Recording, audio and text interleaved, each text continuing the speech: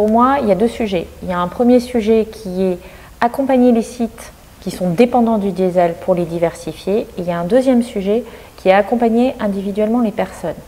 Ce qui est nouveau aujourd'hui, c'est que 2017, 2018, 2019, l'emploi industriel augmente. 50 000 emplois industriels sont immédiatement vacants et les besoins en emploi industriel sont supérieurs à ça, parce que pour le simple renouvellement des départs à la retraite, on est à peu près à 250 000 emplois industriels, plus les emplois qu'on ne recrute pas aujourd'hui faute de candidats et qui seraient permis par des demandes d'augmentation de production que nous envoient, enfin que les entreprises françaises pourraient développer et qu'ils refusent faute de candidats. Donc on a la capacité à redévelopper l'emploi industriel et la difficulté, c'est que ces emplois se trouvent au bon endroit, là où sont les besoins. Donc à nous, par la formation, par la diversification des sites existants, de faire en sorte de faire correspondre les emplois industriels qui vont être appelés à diminuer sur certains secteurs d'activité avec les emplois industriels qui vont se développer sur d'autres secteurs d'activité. Alors, il y a un enjeu de déterminer quelles sont les entreprises qui sont touchées par cette chute du diesel. Vous en avez un certain nombre, plus de la moitié, qui aujourd'hui sont suffisamment diversifiées pour pouvoir rebondir et qui ont en fait anticipé cette chute du diesel. Et vous en avez une deuxième moitié qui se divise en deux compartiments. Celles qui sont en difficulté aujourd'hui, qu'on doit accompagner, et celles qui sont pas tout à fait armées encore pour affronter la situation, mais qui ne sont pas en difficulté immédiate. Donc le premier enjeu, c'est de screener rechercher ces entreprises, les déterminer, les accompagner, recueillir leurs besoins et travailler sur leur diversification. Et puis derrière, c'est de regarder comment elles font vivre un territoire, puisque en règle générale, la règle du jeu, c'est qu'un emploi industriel, c'est 3 emplois induits. Si on est dans un tissu industriel et dans un tissu économique qui est suffisamment dense, avec des besoins de compétences industrielles, on est capable d'accompagner des transitions. Si on est sur des sites qui sont isolés au milieu de zones rurales, c'est beaucoup plus difficile et la capacité à rebondir est moins immédiate. Et c'est sur ces sites-là qu'il faut se concentrer en priorité.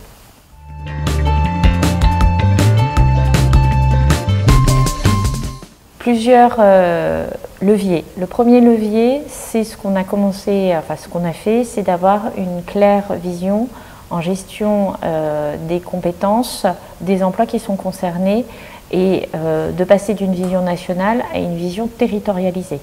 De savoir qu'au global, on a 35 000 emplois dans le diesel, c'est une chose. De savoir exactement, département par département, combien d'emplois sont concernés, quel type d'emplois sont visés, est-ce que c'est de la maintenance, est-ce que c'est des opérateurs, est-ce que c'est du bureau d'études, etc.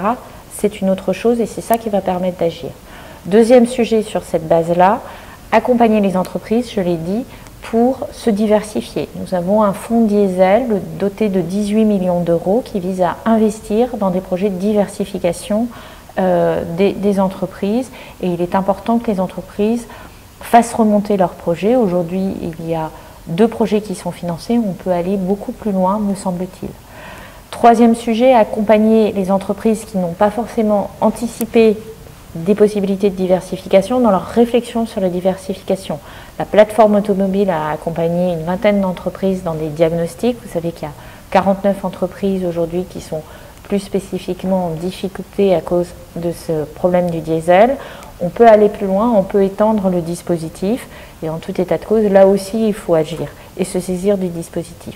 Quatrième élément, c'est s'appuyer sur tout le programme que nous mettons en œuvre pour accompagner l'usine 4.0 qui concerne aussi bien l'automobile que d'autres secteurs du jeu pour justement permettre aux entreprises, dans la définition de leur diversification, de se faire accompagner pour directement mettre en place des investissements de l'usine du futur par des diagnostics numériques et d'autre part bénéficier du suramortissement qui leur permet d'investir à moindre coût dans ces nouvelles technologies. ça peut être de la fabrication additive, ça peut être des robots, ça peut être des cobots, ça peut être aussi des machines à commande numérique. Donc ça, c'est 4 outils immédiatement disponibles. Et puis, au sein du contrat stratégique de filière, on doit accompagner la diminution de la production des moteurs thermiques, et on le voit, à échéance 2050, ça paraît très loin, mais ça va arriver quand même assez vite. Il faut s'y préparer. Donc cette transition du moteur thermique vers la batterie électrique. Et derrière la batterie électrique, il y a le véhicule électrique, le véhicule connecté, toutes les transformations que vont subir l'industrie automobile, qui sont donc autant d'opportunités et de risques. Et puis, plus largement, moi je vois un certain nombre d'entreprises qui considèrent de nouveaux secteurs, l'aéronautique par exemple, l'hydrogène qui est un secteur qui est appelé à se développer. On peut également penser à tout ce qui est mécanique de précision. Donc chaque entreprise a son terrain de jeu qui doit être exploré pour savoir, par rapport à ses compétences, quels sont les territoires où elle a le plus de capacité à recréer du chiffre d'affaires et à retrouver des clients. Les enjeux, ils sont de plusieurs ordres. Il y a un premier enjeu qui est d'être capable de servir des clients en France et à l'international avec le bon niveau de rapport qualité-prix. Ce qui est nouveau aujourd'hui, c'est qu'avec l'industrie du futur ou l'industrie 4.0, on est capable d'augmenter le niveau de qualité et de produire des séries courtes et d'être flexible avec un haut niveau de compétitivité, quand bien même on est dans un pays dont les coûts en général, le coût du travail et coût d'autres ressources sont plutôt plus élevés que des pays émergents ou des pays comme la Chine.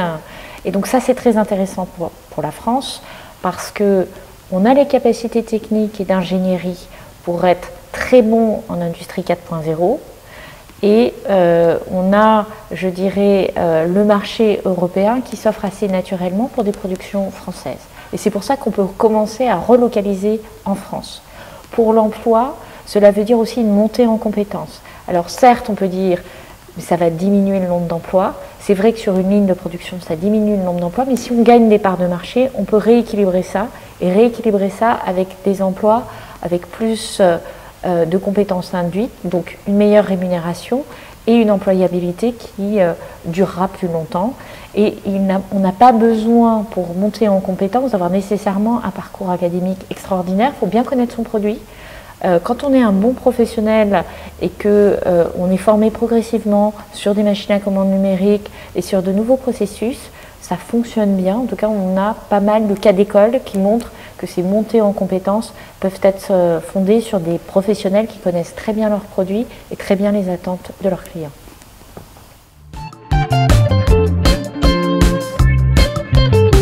Alors, les autres enjeux, c'est évidemment la transition écologique et énergétique.